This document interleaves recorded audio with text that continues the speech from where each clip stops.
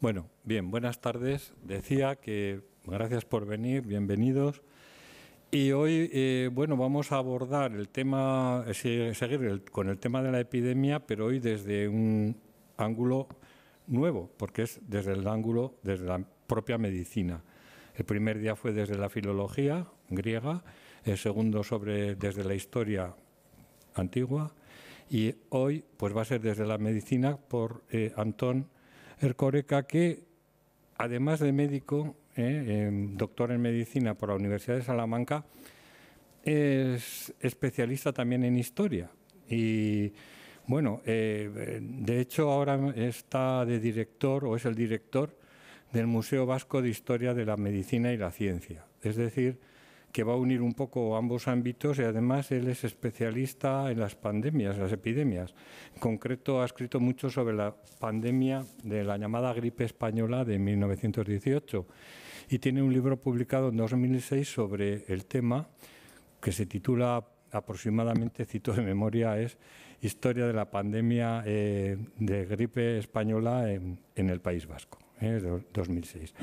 Así que nada, yo le voy a saludar, creo que me está oyendo, y desde aquí un saludo, Antón, y eso es, buenas tardes. Ahí te veo. Buenas tardes, Arratsaldeon. Bueno, pues ya está, hecha la presentación, te dejo ahí al mando, yo me voy a esfumar de aquí y luego subiré para cuando, bueno, pues para ver si hay alguna preguntilla o algún comentario que hacer. Gracias, Antón. Hala, ahí quedas. Buenas tardes a todos y a todas, Arratsaldeon. Eta eskerrik asko gonbidapenagaitik. Ohore bat da benetan Donostian egotea momentu honetan, virtualki, baina Donostian egotea momentu honetan. Uno de los 4 jinetes del apocalipsis es la enfermedad, concretamente las epidemias. Y cuando pensamos en él, siempre nos imaginamos la peste. Pero en el ranking de las enfermedades epidémicas a lo largo de la historia, la enfermedad que más muertos ha causado a lo largo de toda la historia de la humanidad ha sido el tifus exantemático. Es el primero en ese ranking. El tifus exantemático está producido por una rickettsia, un microorganismo. Sirve de transmisión a los humanos los piojos de la ropa, los que en tiempos históricos, cuando había también entre nosotros, se metían entre los pliegues de la ropa, en la cintura, en el pelo, cuando por la falta de higiene había muchísimos parásitos, y estas riquecias producen este cuadro de tifus exantemático que lo tenemos documentado desde muy antiguo. En la Anábasis ya aparece citada la vuelta de las tropas de los soldados griegos a su país y aparece una epidemia que fue de tifus exantemático. En todos los movimientos de tropas, en las guerras y demás, siempre han aparecido episodios del tifus exantemático. Napoleón no fue derrotado solamente por la inmensidad de Rusia y por el frío, sino también por el tifus exantemático. Cuando hay grupos de población, movimientos de población expulsados, como los moriscos del Reino de Granada, o cuando ocurren hambrunas, como en la Irlanda de la segunda mitad del siglo XIX, aparece también el tifus exantemático. En la guerra de la Convención en Guipúzcoa, cuando entran las tropas francesas, ellas mismas están afectadas por el tifus exantemático, pero también lo transmiten a la población civil de la provincia, del territorio, y se calcula que como mínimo el 5% de los guipuzcoanos, en la última década de este siglo XVIII, murieron por tifus exantemático. En las guerras napoleónicas, y estamos ya en la segunda década del siglo XIX, también esos aniversarios que hemos celebrado esta década, hace unos años, de epidemias y demás en Guipúzcoa, todas ellas fueron de tifus exantemático porque las tropas de Napoleón las repartieron por todo el mundo, por toda Europa y por los territorios a los que llegaron. En la conferencia de ayer de la profesora Alonso, ella al final planteó que en la peste antoniana que pudo haber 3 causas. La de la peste la descartamos, por supuesto, y luego dejó sobre la mesa 2. Yo me hubiera decantado por el tifus exantemático porque tenía todas las características. Las tropas romanas, después de luchar en Mesopotamia, vuelven por Anatolia, vuelven por Grecia, vuelven por los Balcanes, lo que ahora son los Balcanes, llegan a Italia y esos territorios quedan infestados por una peste que no llega, por ejemplo, a Hispania, que no llega a Britania, que no llega al África romana, al norte de África, con lo que cabría pensar que podía ser un caso más de tifus exantemático. Siguiendo con el ranking de las epidemias más asesinas a lo largo de la historia de la humanidad, el segundo puesto le corresponde a la peste. Y hoy voy a dedicar toda esta conferencia, la voy a dedicar a hablar de peste fundamentalmente. Voy a recordar unos datos antes de empezar ya a ver la pantalla y a ver el PowerPoint. La palabra peste o la palabra plaga se usan como sinónimo de epidemia, la peste de Atenas, la peste antonina, etcétera. Pero yo voy a hablar solamente de la peste, de la enfermedad que es producida por un microorganismo que se llama Yersinia pestis. O sea, voy a referirme solamente a la peste en ese sentido, en el sentido concreto y específico de una enfermedad producida por un microorganismo concreto. Hay mucho problema con la terminología y en todas las lenguas la tenemos, también nosotros en euskera, con palabras como bazanga y demás que no deberíamos de utilizarlas y que las seguimos utilizando y que habrá que depurar en su momento todo este tipo de terminología. Pero ahora vamos a hablar de peste y todo el tiempo me referiré, como digo, a la peste como enfermedad producida por la Yersinia pestis. El mecanismo de transmisión es un triángulo. Es una zoonosis, como todas estas pandemias que nos afectan, la actual y muchas de las anteriores. El animal original son las ratas, son las marmotas, son roedores que viven en Asia, en el centro de Asia. Las pulgas sirven de transmisoras de este microorganismo de unas ratas a otras o de unas marmotas a otras, y cuando ellas mueren porque hay una zoonosis, hay una enfermedad de estos animales, las pulgas, una clase concreta de pulgas, pueden atacar a las personas, picar a las personas y transmitir la enfermedad produciéndole la peste. La clínica tengo que aclarar que una vez que se produce la picadura, por ejemplo, a ver si me veo la pantalla, por ejemplo, en la mano, si me pica una pulga en la mano y me transmite este microorganismo, los ganglios más próximos, que sean en este caso los de la axila, se infartan, aumentan de volumen, forman unos bultos tremendos y muy duros que en la Edad Media se llamaban bubones, y de ahí viene el nombre de peste bubónica, que es la presentación clínica de estos bultos o bubones que aparecían en la ingle, que aparecían en la axila, que aparecían en el cuello y que aparecían en otras partes del cuerpo como primera manifestación y fundamental de la peste bubónica.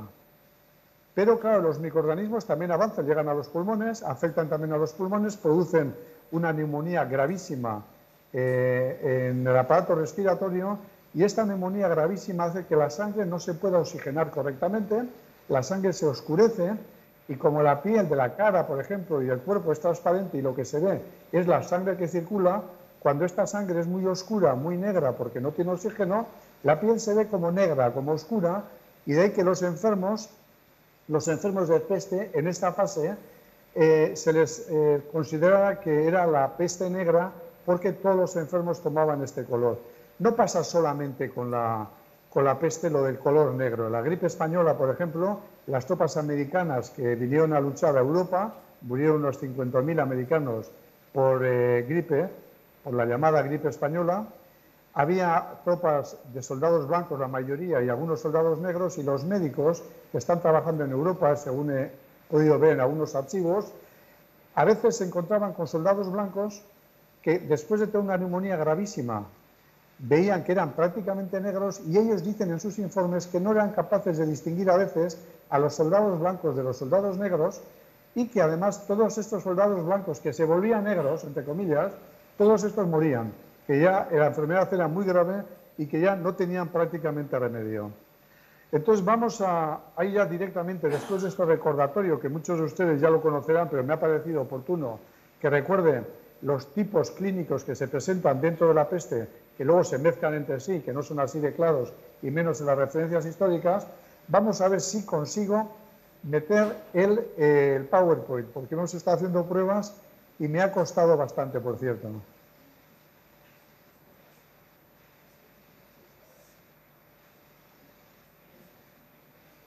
Creo que ya se verá las diapositivas.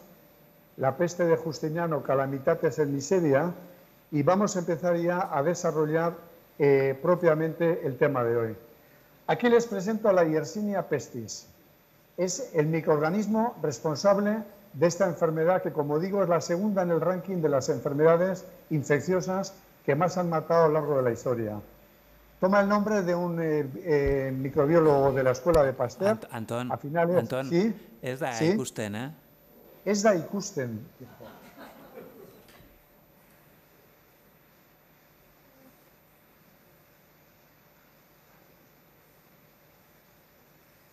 Compartir.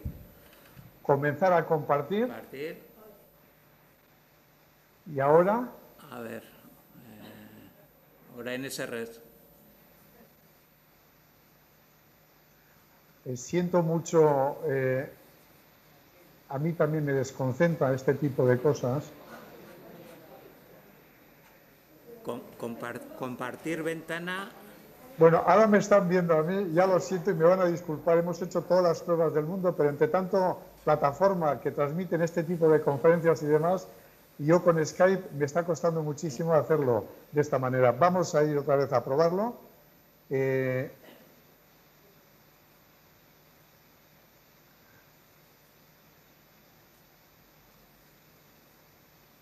Comenzar a compartir. Ahora supongo que ya se ve. Orain bai. Muchísimas gracias, porque me estaba dando mucho apuro que tuviera que decirlo todo de palabra cuando las imágenes ayudan a entender mejor estas cosas. No podremos dar, porque no hemos conseguido, un pequeño vídeo que pensaba dar al final de 1 minuto hablando de las epidemias de peste, pero por lo menos vamos a ver imágenes. Como les decía, esta es la Yersinia pestis, la responsable de esta terrible enfermedad. Yersin es un médico que va al sudeste asiático a finales del 19, es de la escuela de Pasteur. Allí hay un investigador japonés que ya había descubierto este tema, pero Yersin es el primero que lo describe y se queda con el nombre del microorganismo, que se llama, en honor a él, se llama Yersinia pestis. La peste ha causado verdaderas calamidades a lo largo de la historia. Esto es un cuadro muy conocido de Bruegel, que el año pasado celebró el centenario y del que iba a dar luego un pequeño vídeo, pero si no lo podemos dar, nos quedaremos con este cuadro o con la exposición, que es esta de aquí, una exposición en Bruselas, que fue una preciosidad y que subrayaba muy bien el aspecto del miedo, de la incertidumbre y de los problemas que plantean todas estas pandemias y todos los miedos internos que nos van surgiendo cuando nos encontramos en una situación de estas. Esta mucho más grave de la que nosotros estamos viviendo ahora, pero cada uno le toca vivir lo que le toca vivir. Entonces, al final, si puedo, veremos unas imágenes por lo menos y vamos a ir avanzando. Conocemos grandes pandemias de peste a lo largo de la historia. La primera de ellas es la que hoy voy a dedicarle esta conferencia, que es la peste de Justiniano, que empieza en el 541 y termina en el 544, pero que luego, a lo largo de los siglos 6, 7 y 8 hasta mediados del siglo 8, sigue dando episodios, epidemias muy fuertes en diferentes territorios de Europa. No son ondas en el sentido que estamos utilizando ahora, ondas u olas, estamos usando ahora, porque hay periodos muy largos de tiempo, pero ante estos 200 y pico años hay más de 20 epidemias de peste en toda Europa y de una manera sorpresiva, hacia el 756 más o menos, la peste desaparece. Muchas pandemias, de una manera sorpresiva, sin que sepamos por qué, han desaparecido y no volvió a haber ningún caso de peste en Europa hasta que llegó el año 1348, en el que apareció la famosa peste negra. Venía de Asia y es bien conocido todo el ciclo. Durante 3 años recorrió Europa y mató desde 1/3 a la mitad de la población de Europa de aquella época. O sea, Europa tenía 75 millones de habitantes y mató entre 25 y 33 millones de habitantes. Y luego, a partir de ahí, hasta principios del siglo XVIII, hasta 1720 más o menos, hubo unas 30 o 30 y pico epidemias en diferentes lugares de Europa que condicionaron los siglos XIV, XV, XVI, XVII y XVIII. Y hay un tercer periodo o amplio periodo de pandemias de peste que pero lo tenemos desde el siglo XIX. Ya he hablado antes de que aparece en China, en el sudeste asiático, y que justamente en Hong Kong Yersin hace la descripción del microorganismo responsable, pero luego también tenemos en África, tenemos en otras partes del mundo, incluso aquí he metido entre paréntesis, este año 2020 es el aniversario de la famosa epidemia de peste que ocurrió en varias poblaciones en una zona bastante amplia de la isla de Mallorca, sobre la que habían trabajado un equipo de investigadores de Mallorca, pues Joan Marc y otros investigadores haciendo exposiciones. Iban a hacer una exposición que en este momento ya está circulando por los pueblos, conferencias y demás, y que no ha sido posible, y que fue en 1820, hasta las actuales epidemias de peste. Ya saben ustedes que en Madagascar, por ejemplo, en este momento, en estos últimos años, ha habido varios brotes de peste, y algunos de ellos, además, con unos cuadros neumónicos gravísimos, por lo que en algunas ocasiones las autoridades europeas, las autoridades sanitarias, han desaconsejado viajar a esta isla de África, donde todavía, como digo, y en Mongolia y en algunas otras zonas, todavía persiste la peste como enfermedad residual. Vamos a la pestis justinianea, a la peste de Justiniano. Justiniano es un gran emperador, lo ponen a la altura de Constantino, gobierna desde el 527 al 565, esta es una moneda de este gran emperador que consiguió recuperar amplios territorios de todo el área mediterránea, como vemos aquí, que en aquel momento estaba sufriendo el asentamiento de las tribus bárbaras que iban llegando a Europa, que se iban asentando en todos los territorios de Europa occidental, enfrentándose entre sí, con guerras continuas, con guerras internas de sucesión, porque los mecanismos de sucesión eran muy crueles. El más fuerte, el que ganaba, era el que acababa siendo rey, y los asesinatos, envenenamientos y guerras internas es lo habitual durante estos primeros siglos, hasta que se van asentando y van apareciendo los nuevos estados. Pero en un momento de gran inestabilidad, sobre todo en el occidente europeo, la figura de Justiniano es una figura muy importante y muy interesante. Las valoraciones que se hacen del número de muertos y demás, yo no tengo mucha confianza en ellas, porque no tenemos datos exactos, más que algunos datos puntuales. De la peste antonina, por ejemplo, la profesora que ayer habló, la profesora Alonso, nos habló de 1 a 4 millones de fallecidos, como aparece aquí en esta diapositiva. Y de la plaga o de la peste de Justiniano, yo creo que como mucho mataría en todo el mundo entre 20 y 30 millones de personas, y no 50 millones como aparece aquí. Y los que sí sabemos con seguridad son algunos datos como los de Constantinopla, que iremos viendo a continuación. No tenemos imágenes de estas enfermedades epidémicas y de esta época, cuando tenemos muchísimas imágenes de medicina en el mundo clásico y en esta antigüedad tardía, Antiquité tardive, que es el periodo que estamos viendo.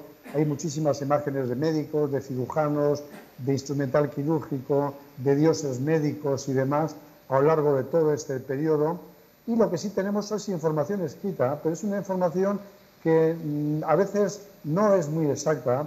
Tenemos sobre la peste de Atenas, como ya hemos visto, la peste antonina, la peste de Justiniano, que ahora hablaré un poco de ella, pero me referiré más a aspectos médicos que a aspectos, digamos, de fuentes clásicas.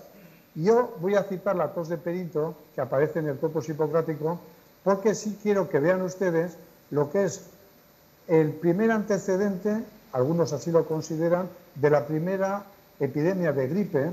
No sabemos si epidemia o pandemia, seguramente sería una epidemia o una epidemia o una gripe estacional simplemente, pero sí quiero que vea cómo nos transmiten el libro de las epidemias, el libro de epidemias, concretamente el libro sexto, que nos dicen que la tos de Perinto se inicia en el solsticio de invierno, que la climatología era adversa, todas las enfermedades respiratorias siempre se unen, se vinculan con la climatología, que los síntomas que daban eran toses ásperas, violentas, afecciones pulmonares, inflamaciones de garganta, algo más, y luego introducen datos que son falsos, que posiblemente los copistas que han ido haciendo las copias de todos estos datos que nos llegan de este mundo antiguo, del mundo clásico, introducen o por error o por confusión o lo que sea, como hablar de una ceguera nocturna en este caso, o hablar de parálisis.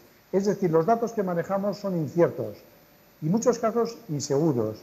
Entonces yo voy a intentar hablar solamente de las hipótesis que hay sobre esta peste justiniana sin meterme a demasiadas complicaciones con los datos que nos transmite la literatura del mundo clásico. Tengo que decir en primer lugar que las pandemias no vienen del cielo, que no aparecen porque sí. La COVID-19, la que en estos días, cuando nos sentamos a ver la televisión, los informativos nos marean, nos aturden entre números, entre cifras, entre recomendaciones, entre peleas entre políticos y demás, y no nos habla nadie de que detrás de la pandemia que estamos sufriendo hay una zoonosis de unos tipos de animales concretos, como son los murciélagos y algún otro animal en el camino, y que al final la causa de la COVID-19 es el desastre del mundo en el que estamos metidos, con una superpoblación que ya llega, como todos ustedes saben, a 7.800 millones de personas, la contaminación que llega hasta el último rincón del mundo, el deterioro del medio ambiente. Aquí he puesto a nivel mundial, pero tendría que haber puesto también, y hay que a veces mirar hacia adentro, y a nivel local, porque cuando empezó toda esta historia en enero estábamos, acordarán, con aquella montaña de basura que cayó entre Donosti y Bilbao, que cerró la autopista, y el medio ambiente que tenemos, sobre todo la provincia de Vizcaya y la provincia de Guipúzcoa, pues es realmente demencial y no es momento de hablar de ello, pero sí tengo que hablar de eso y volver a recordar el cambio climático, y todo ello posiblemente tenga una influencia importante en la gestión de la aparición de la COVID-19. En el caso de la gripe española, es la Primera Guerra Mundial la responsable, en mi opinión, con sus millones de soldados que se desplazan de todo el mundo a los frentes de guerra, los trabajadores que pasan a ocupar los puestos de trabajo de los soldados, las condiciones inhumanas en las que luchan en las trincheras, al aire libre, durante verano e invierno, en todas las épocas del año, la guerra química y demás. He trabajado mucho, como ha dicho Javier Mina, el presentador, sobre la gripe española, y ahora mismo, hace una semana ha salido este nuevo libro que está aquí, que es una nueva historia de la gripe española, paralelismos con la COVID-19, en la que hago los paralelismos, como dice el título, entre lo que fue aquella gran pandemia, la más gorda, la más grave que hemos tenido en la edad contemporánea, y lo que estamos viendo ahora, que no es ni remotamente tan grave como aquella. La gripe española entre nosotros aquí, en nuestro entorno, en Euskal Herria, en Francia, en España, mató al 1% de la población. Y la COVID que estamos viviendo ahora, hasta ahora ha matado al 0,1% de la población. O sea, no son comparables en intensidad y mucho menos en la mortandad que están provocando. Otra pandemia, por ejemplo, la primera pandemia de cólera, y esta quiero pararme un momentito en ella, porque hoy en día muchos opinamos que la erupción del volcán Tambora, que ocurrió en 1815, produjo, este es el terrible y el tremendo volcán Tambora, según una imagen de la NASA muy reciente, produjo una expulsión a la estratosfera de humos, de cenizas, de derivados del ácido sulfúrico, de derivados del azufre y demás, que lo que hizo fue contaminar prácticamente toda la superficie de la Tierra y produjo lo que en aquel momento se llamó un año sin verano. Cuando se produce un año sin verano no hay cosechas, hay hambrunas, hay problemas de población, hay problemas de movimientos de población, y lo que ocurrió es que 2 o 3 años después explotó, el Tambora estuvo aquí en Indonesia, y explotó lo que fue la primera epidemia de cólera en 1918, que aparece aquí en color verde, en el sudeste asiático, y a partir de 1826, la segunda epidemia de cólera que ya llegó hasta Europa y que fue un verdadero desastre, con unas tasas de mortalidad tremendas, de 60 por 1000 habitantes, 90 por 1000 habitantes, según las localidades, y que se extendió por todo el mundo, y que a lo largo del siglo XIX hubo la tercera, la cuarta, la quinta, las pandemias de cólera prácticamente nos marcaron el siglo XIX. La peste negra, que antes se habló de ella, que se inicia en el siglo XIV, en 1348, también la comparan o dicen que se inició en esa época porque precisamente en esa época se produce un pequeño cambio climático, el clima va cambiando, y aquello se llamó la pequeña edad de hielo, y empezó en esa época y llegó hasta el 18, o si se quiere hasta principios del 19, y se dice que los cambios que produjeron los cambios climáticos pudieron tener que ver con la aparición de la peste negra de 1348. Y la peste de Justiniano, que es la que tenemos que hablar nosotros ahora, que en mi opinión y en la opinión de muchos autores, nace a partir de un fatídico año, el 536. En el 536 posiblemente hubo una erupción volcánica, no se sabe si en Islandia, en Japón, en Indonesia, del tamaño del volcán Tambora que hemos conocido en época histórica y que produjo una situación igual de años sin verano y multitud de problemas de hambre y demás. Otros dicen que no fue una erupción volcánica, sino que cayó un meteorito el año 536, que fue el responsable de que se produjeran perturbaciones climáticas y medioambientales y que este germen, que tiene su reservorio, como he dicho antes, en Asia Central, el Yersinia pestis, empezara a afectar a personas, dejara de ser una zoonosis y pasara a ser una epidemia y se extendiera por los 3 continentes. Como digo, ya vamos al relato que nos hace Procopio de Cesarea de la epidemia de Justiniano, de la peste de Justiniano. Nos dice que aparece en Etiopía año 540, luego en Egipto el 541 y demás. Es un relato idéntico al que hemos oído el lunes pasado a la profesora Vintró, diciendo que Tucídides nos cuenta que así fue el origen de la peste de Atenas. Y también ayer, cuando habló de la peste antonina, la profesora Alonso también nos dijo que una de las hipótesis, y lo que aparecía en los textos clásicos, era esta misma sucesión, del 540 de Etiopía, Egipto y demás. Yo tengo la impresión de que simplemente es un patrón literario. O sea, que Procopio de Cesarea y todos los autores de la época simplemente copian a los clásicos y nos vuelven a contar que vino desde el Índico y que subió desde África, cuando eso no ocurre habitualmente, porque en estudios como este que estoy citando aquí, se ve que el origen suele ser Asia, en todos los sentidos, y luego que a través de vías que vienen de este a oeste, las pestes se han extendido por toda Europa a lo largo de toda la historia. La peste de Justiniano, concretamente, ya dejando a un lado que entrara desde África o que seguro que entró desde Asia y entraría posiblemente desde Mesopotamia, en la primera ola, como vemos aquí, año 541, afectó a los territorios, me imagino que se verá muy mal y que la transmisión será difícil, pero son los que aparecen pintados de rojo. La peste de Justiniano afectó a estos territorios y luego las siguientes pestes, que ocurrieron hasta el siglo VIII, aparecen pintados con rayas, pero también hay otras que aquí no aparecen. Sabemos con seguridad que se presentó en Constantinopla el año 542, que duró 4 meses y que mató del 33 al 50% de su población.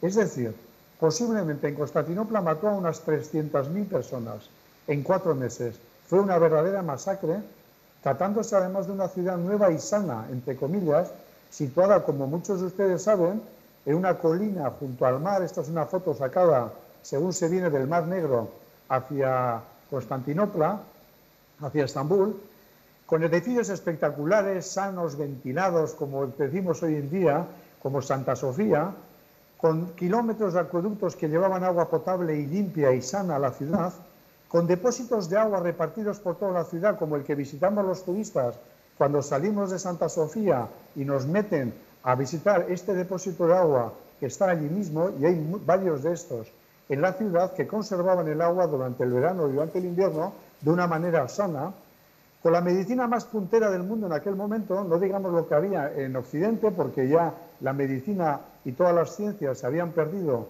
en las Galias, en Hispania, en Britania y en todos los territorios de Occidente, pero allí se mantenía entera toda la medicina clásica y había unos excelentes médicos bizantinos también, y aún así, y lo subrayo, un nuevo germen que aparece actuó sobre una población totalmente virgen que nunca había estado en contacto con este germen y mató, como digo aquí, a destajo.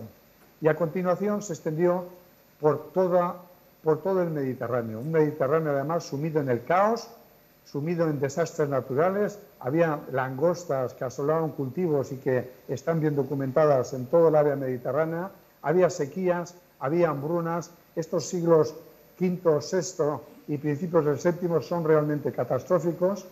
En el siglo VI tenemos documentadas epidemias de peste en los años que indico aquí, hay unas 20 como he dicho antes, y no sabemos por qué, pero en un momento determinado esta pandemia desapareció de Europa, hasta que apareció la de 1348. Aquí ya quiero introducir un tema que es nuevo y que al final, si tengo tiempo, lo comentaré por encima, y es que la variante del germen que produjo la peste de Justiniano desapareció, y que cuando apareció en 1348 era una nueva cepa, la que apareció a mediados del siglo XIV, que es la que en este momento sigue circulando. O sea, con pequeñas modificaciones, la actual peste que todavía, los actuales casos de peste que hay en el mundo, son herederas de la pandemia de peste negra, pero no lo son de la pandemia de Justiniano. Me van a permitir que vuelva otra vez a poner la pantalla de antes, la de la peste Justiniano y los territorios que afectó, y que no voy a empezar a recordarlo, solamente este eje Marsella-Treveris es un eje importantísimo, que aquí lo tenemos bien marcado. Las pandemias de Roma, por ejemplo, aquella de 590, en la que el Gregorio Magno, el Papa, organiza una ceremonia religiosa tremenda, una procesión, y que al pasar por lo que entonces era el mausoleo de Adriano, creen ver en la parte alta al arcángel San Miguel con una flecha, una espada, creo que es, una espada así, creen ver intentando detener la peste y parando la peste, con lo que aquel monumento que está enfrente del Vaticano en este momento se llama San Angelo, en homenaje a aquel santo que dijeron que paró aquella epidemia de peste en Roma del 590. Voy a pararme y déjenme que me acerque un poquito a donde vivimos nosotros, a nuestro territorio. A este territorio que hemos que estar aquí en blanco, porque no hay apenas documentación, porque es un periodo esto que le llamamos, y bien llamado, los siglos oscuros, el siglo V, VI, VII, y que a veces tenemos informaciones indirectas que son por lo menos curiosas. Y permítanme que cite a Gregorio de Tours, Gregoire de Tours, y a la historia de los reyes francos, y voy a tomar la edición que hace Gallimard, hace muy poquito, una edición de bolsillo, año 2012, y voy a ir traduciendo lo que yo creo que en esta historia de los reyes francos se refiere al territorio de Aquitania y al territorio de Vasconia con V y Vasconia con W, que es todo el territorio en el que estamos nosotros. Nos dice Gregoire de Tours: el quinto año del reinado de Childeberto II, y empieza a contar, hubo, voy citando en citas textuales, una inundación tan grande que los agricultores no pudieron sembrar sus tierras. Hubo una enorme pérdida de ganado y de cosechas. El Ródano y el Saona se salieron de madre y causaron grandes daños a las poblaciones vecinas.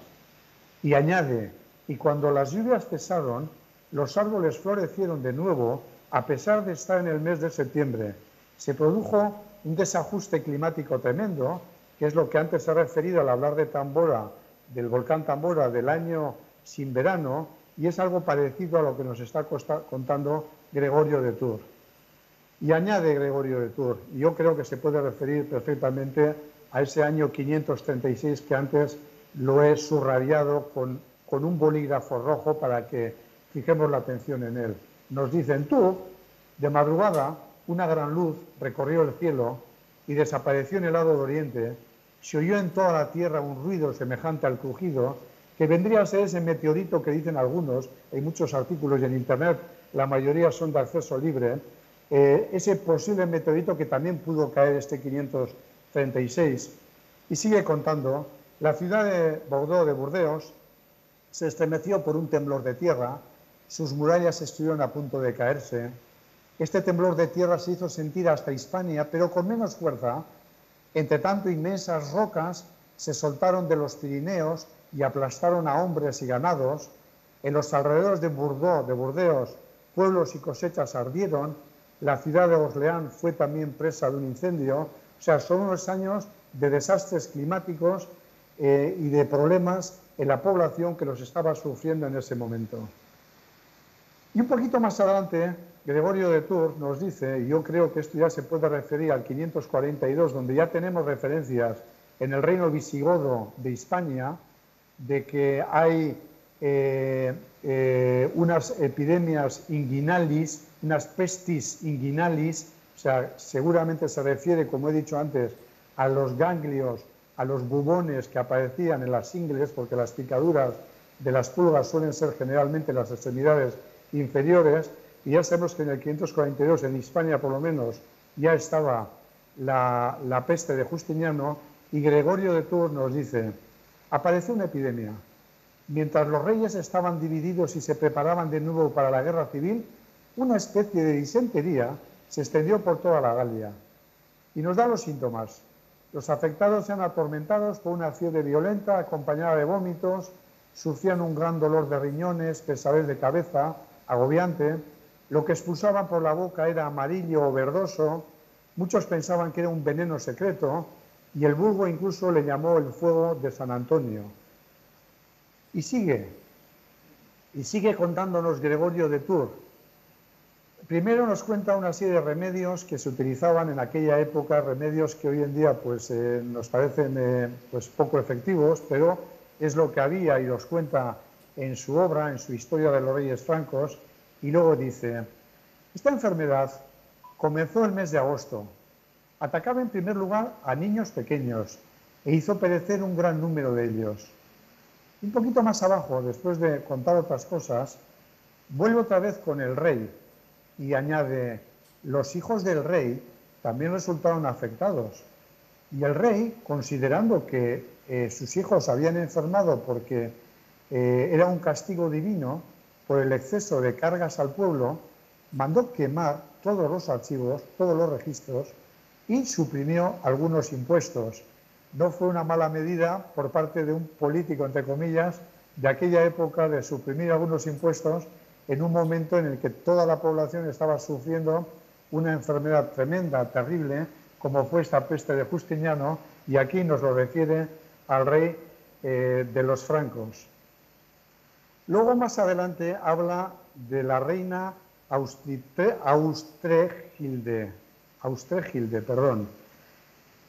Dice: la reina murió por la misma enfermedad, pero antes de morir pidió que, en venganza por los 2 médicos que la atendieron y que no la pudieron curar, en cuanto ella muriera, mataran también a los 2 médicos.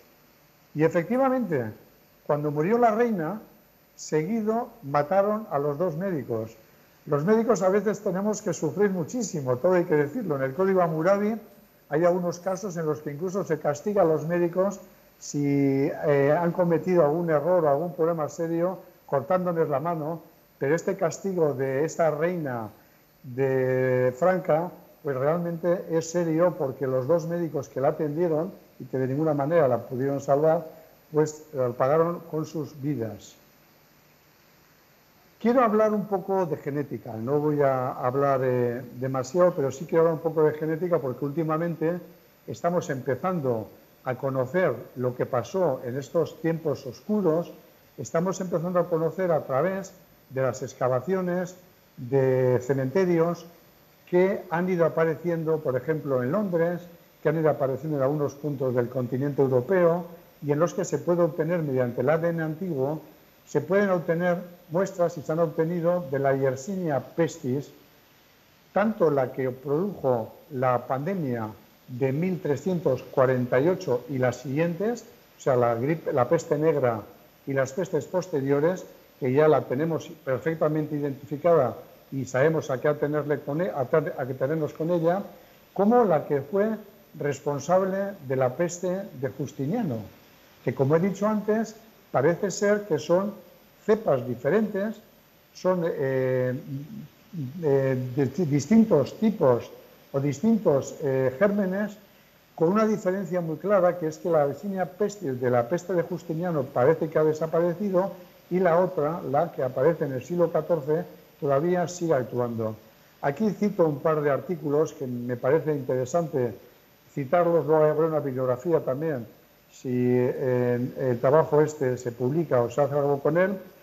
Y hay un último paper, que es el paper último, por cierto, es del año 19, el último que citaba antes, y hay un último paper de este año, que también está de acceso libre, o sea, cualquiera de ustedes puede acceder a este tipo de artículos, y le recordaré para la mayoría de la población, o sea, para los que no conocen el mundo médico, que nuestra base de datos de referencia se llama PubMed, se escribe PubMed, y que ahí hay millones de artículos que han sufrido, que han recibido un control para que estén colgados, y que hay muchos también sobre la peste de Justiniano y sobre todas estas pestes y enfermedades, y prácticamente sobre todos los autores y todas las enfermedades que hay en el mundo y que ha habido en el mundo. Y esta base de datos es una base que, como digo, se puede consultar y en muchos casos se pueden bajar los artículos completos. Hay uno muy bonito que está publicado en abril de este año, hace muy poquitos meses, que está publicado en una revista que se llama PLOS, que también es de libre acceso, y que viene a titularse algo así como Modelando la peste justiniana, comparando las rutas de transmisión hipotéticas de la pandemia de Justiniano.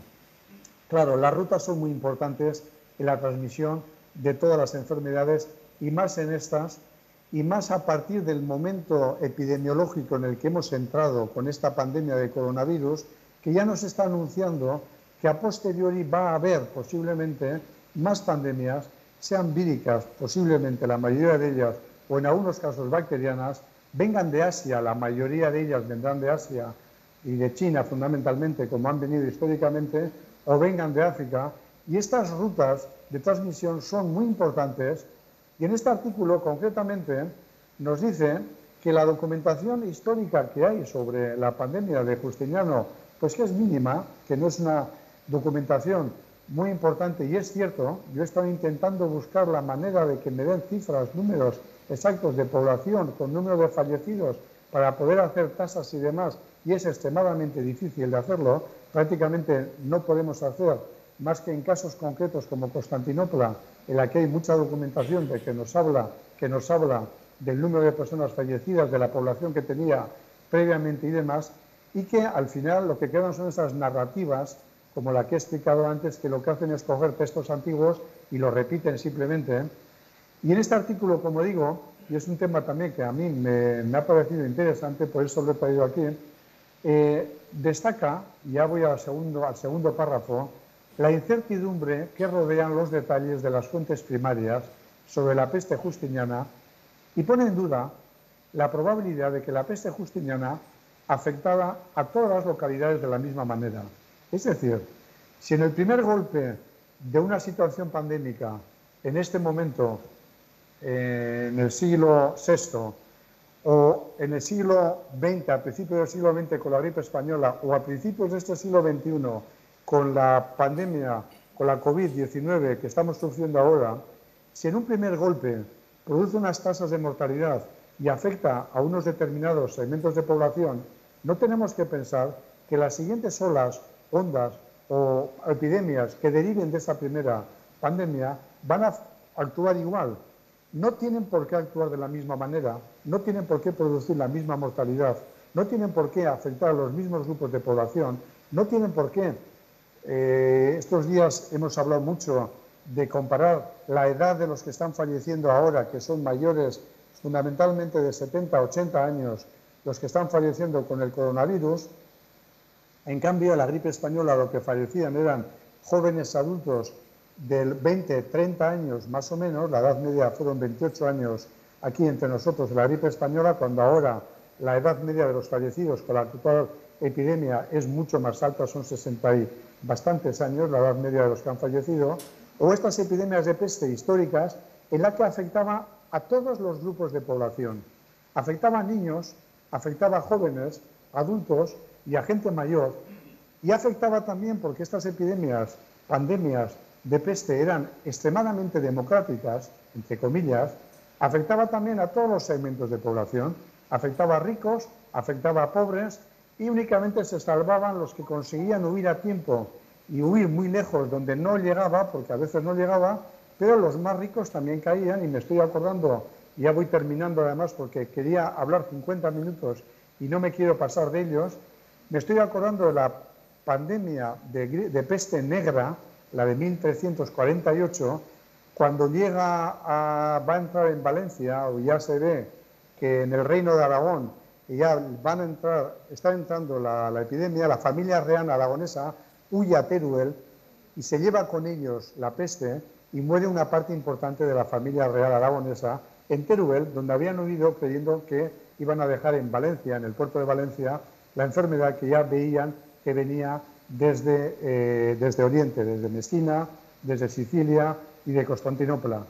Y un caso luego nuestro muy concreto, que es, ahora en este momento se me ha ido, la familia real, sí, el tema de la democracia de los grupos de población, en la catedral de Pamplona, en aquel momento, cuando aparece en la primavera de 1348 la peste negra, en la catedral de Pamplona había 56 canónigos.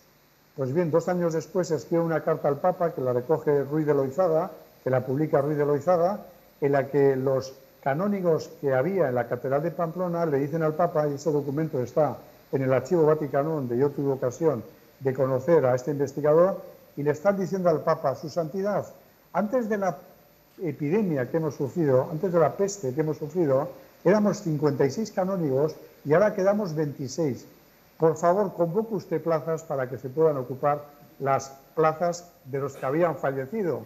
Pero claro, a nosotros nos da un colectivo de gente rica, de gente poderosa en aquella época, como pueden ser los canónigos de la catedral de Pamplona, y nos dice que el 50% de ellos murieron, porque es la cifra que tenemos del Reino de Navarra, que publica Monteano, que publica Bert y que publica otros autores, sobre todo Monteano, que nos dicen que murió el 50% de la población, como murió en la peste de Justiniano entre el 30 y el 50% también en Constantinopla, y estas cifras, estos datos, los podemos incluso aplicar en otros momentos. Lo que sí sabemos es que si aparece unas tasas muy altas en un primer momento, no quiere decir que esas tasas se repitan, ni quiere decir que esas edades se mantengan, porque las edades también, ahora mismo en la pandemia que estamos sufriendo, está sufriendo más una población, digamos, mayor, pero puede cambiar perfectamente la tercera onda que llegará en los primeros meses del año que viene, o la cuarta onda, no creo que haya muchas más,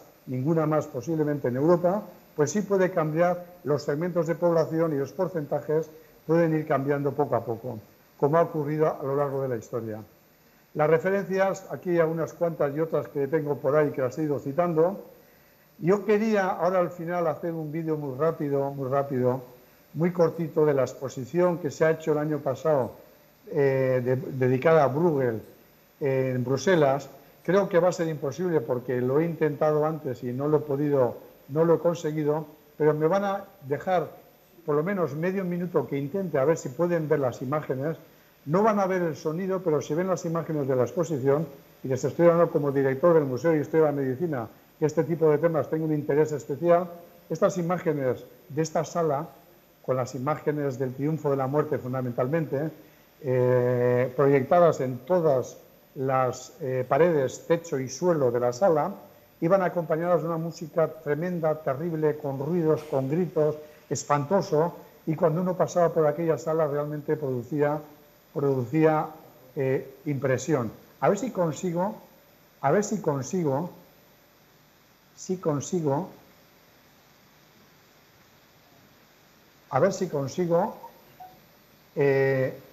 transmitirles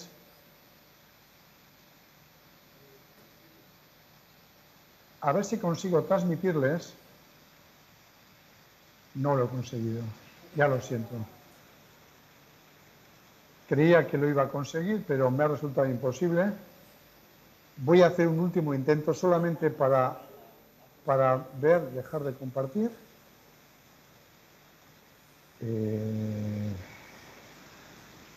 No, ya es imposible. Si les parece, voy a dar aquí por terminada la conferencia, 55 minutos justos, porque yo creo que es mejor, si tienen alguna pregunta o algún comentario que hacer, y si yo puedo contestarle, pues me pongo a su disposición para lo que les parezca sobre este tema. Muchas gracias por su atención.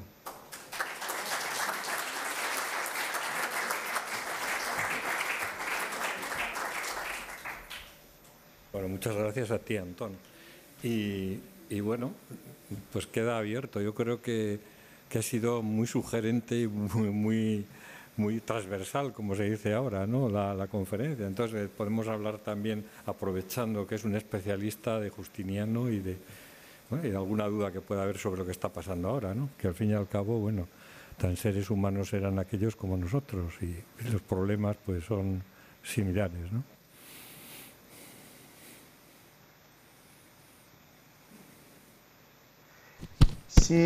Sí, te voy a pedir, Javier, que me Sí. transmitas las preguntas de los, si es que hay alguna pregunta, Sí, no te o bien por preocupes. internet o aquí, que me transmitas, porque tengo dificultades en oírte y se oye como un ruido de fondo Ah, que me vaya, cuesta entender, pero hablando lento y claro, vaya. intentaremos comunicarnos. De Nos acuerdo, tenemos que Antón. hacer a la situación que estamos, no Sí, nos sí. queda más remedio y vamos a ver si podemos entender. ¿Me transmites, por favor, las Sí, preguntas? sí, de acuerdo, Antón, sí. No te preocupes. ¿Así me oyes mejor ahora? ¿A mí? Ahora Vale, sí, al bien, venga, principio sí. pues a ver si hay alguien que quiere comentar algo. Yo me pregunto por qué la peste, bueno, ya digo alto, que por qué la peste normalmente viene por la parte de Asia, la parte de China, ¿por qué viene siempre por esa zona, ¿no? Por lo menos en todas las enfermedades que están hablando de todos los años, siempre viene por la parte esa, Mesopotamia, Asia. ¿Y por qué por esa zona siempre? No se dice que empieza por Europa, siempre empieza por esa parte asiática, no sé. ¿Has conseguido oír la pregunta, Antón? Sí. No, si A no te ver, la repito. En Sí. Europa nos creemos que somos el centro del mundo y no lo somos.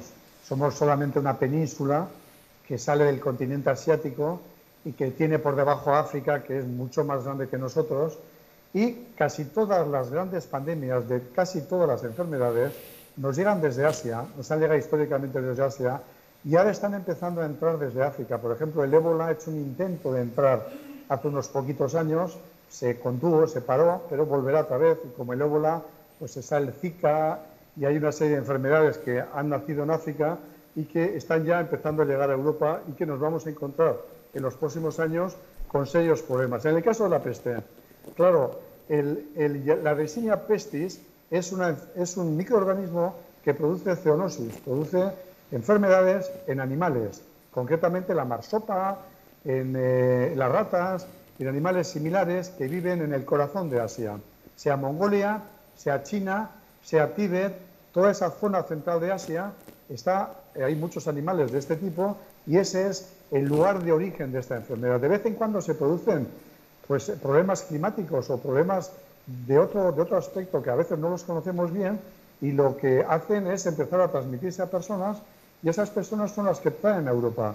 Por ejemplo, la peste negra de 1348 fue el Gran Khan con todas sus tropas y con todos los miles de la población que la acompañaba, de población civil, de hombres, de mujeres, de ancianos, de niños, de todos los que venían tras los soldados que iban en sus caballos conquistando todo el territorio. Cuando llega a Cafa, que es una ciudad que está situada a la orilla del Mar Negro, cerca de esta ciudad, que era una ciudad comercial de Venecia, y entre toda esa población que venían con sus carros, con sus animales, con sus rebaños y demás, llegan las ratas, llegan las pulgas y llega la Yersinia pestis, que empieza a afectar a la población del Gran Khan.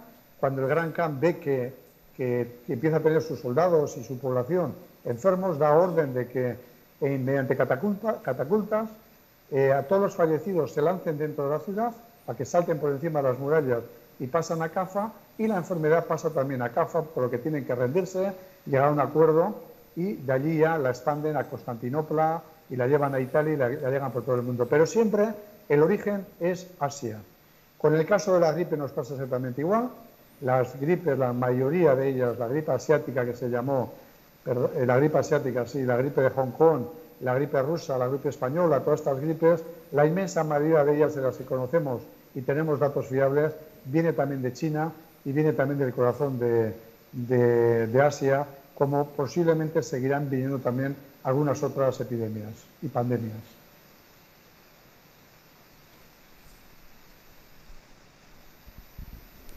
Hola, en primer lugar, muchas gracias. Ha sido muy ilustrativo.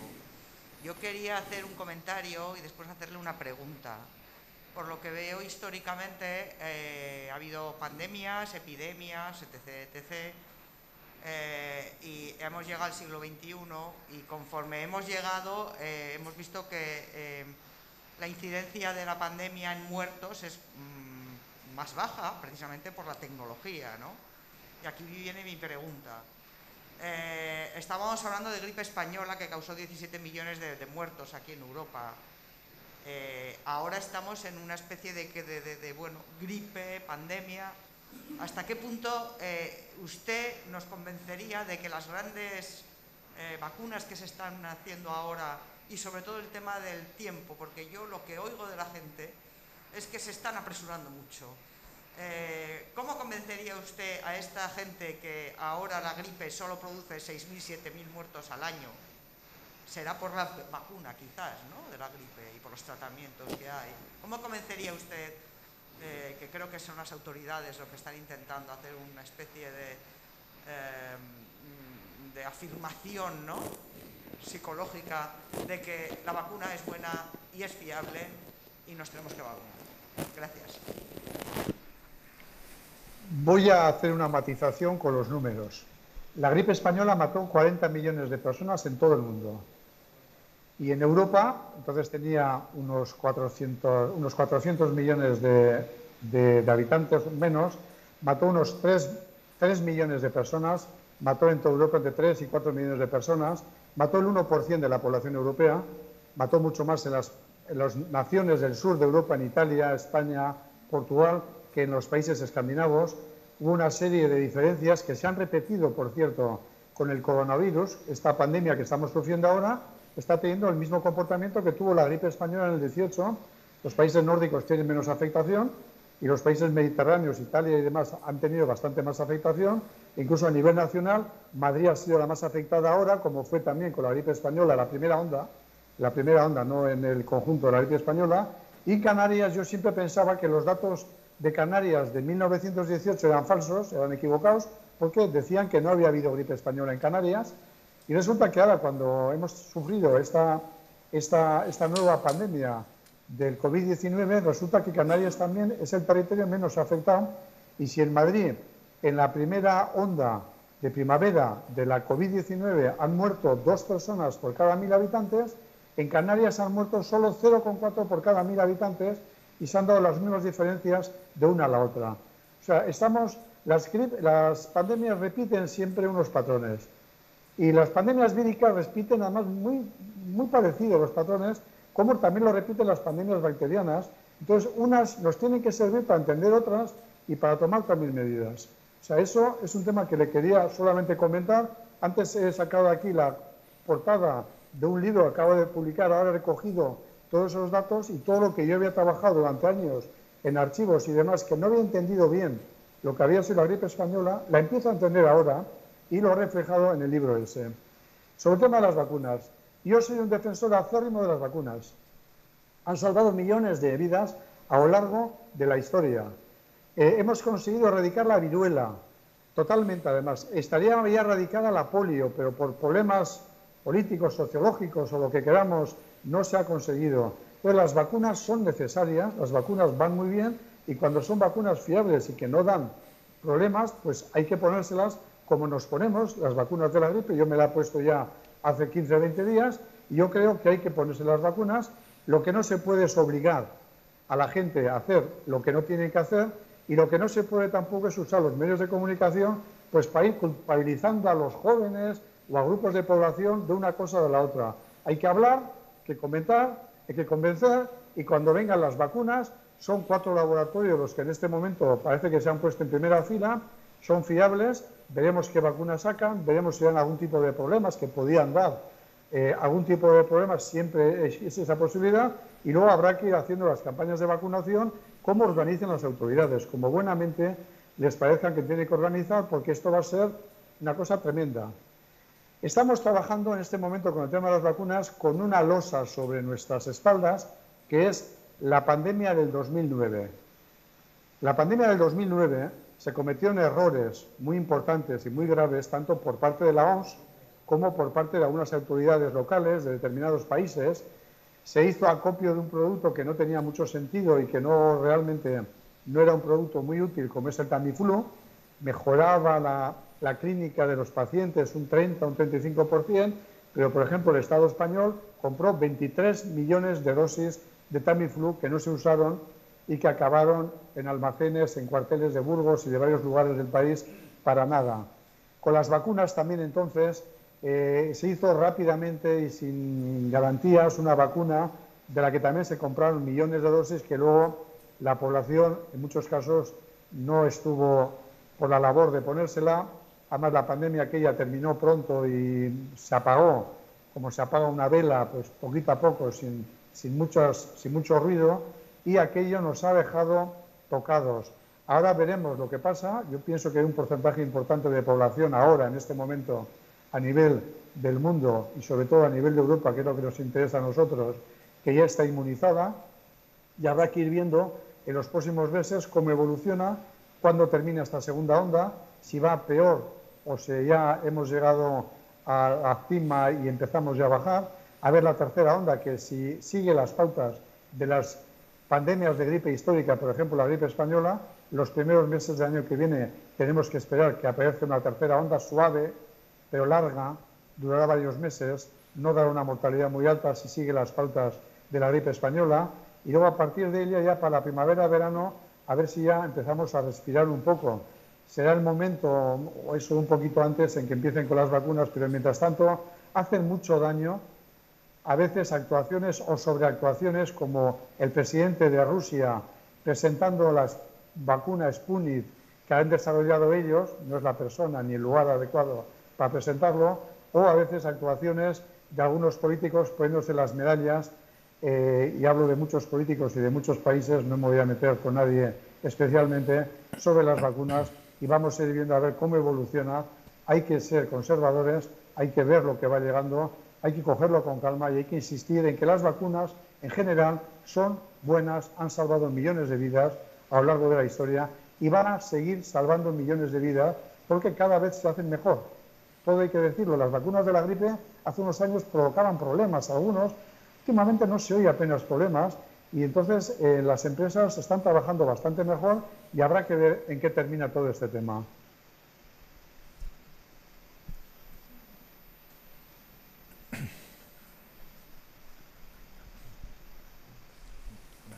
Bai, galdera bat, zorionak emandako hitzaldiarengatik.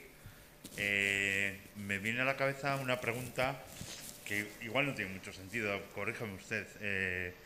¿El desarrollo de grandes pandemias puede tener que ver con el desarrollo también de mayores cotas de desigualdad social? Quiero decir, me viene a la cabeza la peste negra y la refeudalización de Europa. Me viene a la cabeza la gran hambruna irlandesa, siglo XIX, capitalismo liberal y neoliberalismo en el siglo XXI. ¿Hay una correlación? ¿Usted cree que puede haber una correlación entre el desarrollo de pandemias y mayores cotas de desigualdad social? Hay, como he dicho antes, pandemias que son democráticas, entre comillas, afectan a toda la población, ricos y pobres. El ejemplo de los canónigos de la Catedral de Pamplona pues es clarísimo. O sea, la población en Navarra, el Reino de Navarra, que tenemos unas cifras muy bien trabajadas y muy bien recogidas por Monteano en sus trabajos, nos habla de un 50% de la población, de toda la población de Navarra que murió en 1348. Y un grupo selecto, como eran los canónigos, que vivían muy bien, que comían muy bien y que estaban incluso un poquito aislados del resto de la población, también falleció un 50%. O sea, es una muestra totalmente significativa. Entonces hay pandemias que ocurren de esta manera. Las pandemias de peste, que es a lo que hemos venido a hablar de hoy han ocurrido de esta manera. Acordémonos del rey Franco, que se muere el rey, bueno, el rey enferma pero no muere, se mueren sus hijos y la mujer de su hermano, que también era reina, también fallece y luego seguido manda, cuando ella falleciera, que mataran a los dos médicos que habían atendido. O sea, llega al pueblo y llega también a la monarquía en aquel momento. En cambio, otras, por ejemplo, la tuberculosis, afectó fundamentalmente a los barrios más pobres. Existen estudios en toda Europa de los barrios pobres, marginados, donde se acumulaban los emigrantes, los que venían a trabajar a las fábricas y las zonas industriales y demás, y las tasas de mortalidad eran inmensas, inmensamente más altas que los barrios ricos. Un ejemplo lo tenemos, por ejemplo, en el Gran Bilbao, donde, o en Bilbao mejor dicho, donde los barrios más pobres, por ejemplo San Francisco, Cortes y demás, tienen unas tasas de mortalidad muy altas, mientras que el Campo Volantín, por ejemplo, en Bilbao, que es una zona rica en aquel momento, y ya con palacetes y con chalets y demás, pues las tasas de mortalidad fueron inferiores. Por supuesto que en patologías, en algunas patologías, afecta de manera distinta a las diferentes clases sociales y en otras, pues no. En estos dos ejemplos más alejados, la tuberculosis por una parte, que era una enfermedad de pobres, más de gente más humilde, y la peste, que afectaba realmente a toda la población, porque las ratas y las pulgas llegan a todas partes, y en otros casos, como el tifus exantemático, que afectaba a colectivos. El colectivo militar estaba muy afectado y en todas las guerras aparecían entre ellos, y en el siglo XIX, cuando ya se dieron cuenta que el responsable era una riquexia y que la riqueza se transmitía a los soldados a través de los piojos y a través de parásitos que estaban en la ropa y demás, pues lo tuvieron facilísimo, simplemente con aplicar higiene. A los soldados se les rapaba, se les cortaba el pelo al cero, se les daba jabón y agua de forma que se limpiaran bien, y todas las ropas que usaban, todas las ropas militares y no militares, servían en grandes cacharros con agua caliente, y aquella enfermedad la controlaron de la manera más fácil y más sencilla y sin ningún tipo de gasto. Entonces, no hay dos enfermedades iguales, hay patrones para algunas enfermedades, por ejemplo, para la gripe y para el coronavirus, pues son similares, y en cambio en otras pues hay unas diferencias muy claras entre unas y otras. Gabón, eskerrik asko. Has explicado todo muy bien. Una preguntilla. ¿Afecta el coronavirus a todas las personas por igual? ¿O genéticamente, o quizá igual, depende del tipo de sangre que tengan, está afectando más a unos que a otros? O... No he entendido bien la pregunta. No sé si es el tema del COVID con los grupos sanguíneos. No sé si va por ahí. Sí, exacto. Depende del grupo de sanguíneo de cada persona. ¿Está afectando por igual? ¿Se ha hecho algún estudio? En febrero o marzo salió publicado un estudio de un equipo chino, porque los chinos, cuando se ponen a trabajar, pues te buscan todos los factores, y había uno que relacionaba los grupos sanguíneos con los porcentajes de población que estaban afectados por la COVID en aquel principio, porque las estadísticas de entonces ya no nos sirven mucho, ahora han cambiado bastante, pero hacían esa relación. Y hace poco también, hace un par de meses, yo creo que ha salido también un estudio que vincula determinados grupos sanguíneos, el cero, por ejemplo, el A o el AB y demás, con los porcentajes. Yo lo que he leído no creo que tengan mucha relación una cosa con la otra, y tampoco le he dado más importancia de la que puede tener la simple anécdota. Sí es verdad, los grupos sanguíneos son factores genéticos de población, sí es verdad, y eso sí quiero subrayar, porque eso sí me parece importante, que las poblaciones europeas, nosotros, por ejemplo, las poblaciones vascas que llevamos aquí pues, miles de años, y todo el resto de poblaciones de nuestro entorno, que también van llevando y sumando poblaciones de aquí y de allá, sí es verdad que hemos ido adquiriendo una serie de cargas genéticas que parece que nos resguardan contra determinadas patologías, y eso se vio claramente cuando los castellanos llegan a América, descubren América, y cuando Cristóbal Colón y los primeros exploradores empiezan a conquistar las islas del Caribe, llevaron desde Europa enfermedades como la viruela o como la propia gripe, que aquí ya no hacían tanto. Una vez que pasas la viruela, ya estás inmunizado contra la viruela, no te produce durante el resto de tu vida, no te da problemas, pero claro, las poblaciones amerindias, las poblaciones concretamente caribes, los indios caribes que habitaban en Cuba, en Santo Domingo, en las islas del Caribe, en 30 años desaparecieron todos, porque estas enfermedades les afectaban y les mataban a casi todos. Entonces, en 30 años de epidemia tras epidemia, posiblemente de viruela, dando alguna otra enfermedad, también de gripe y demás, desaparecieron todas estas poblaciones. Entonces, claro, en Europa sí es verdad que después de tantos siglos o tantos milenios de poblaciones que se van sumando, que van llegando, que van trayendo y demás, al final pues tenemos una carga genética que para determinadas patologías nos sirve de escudo.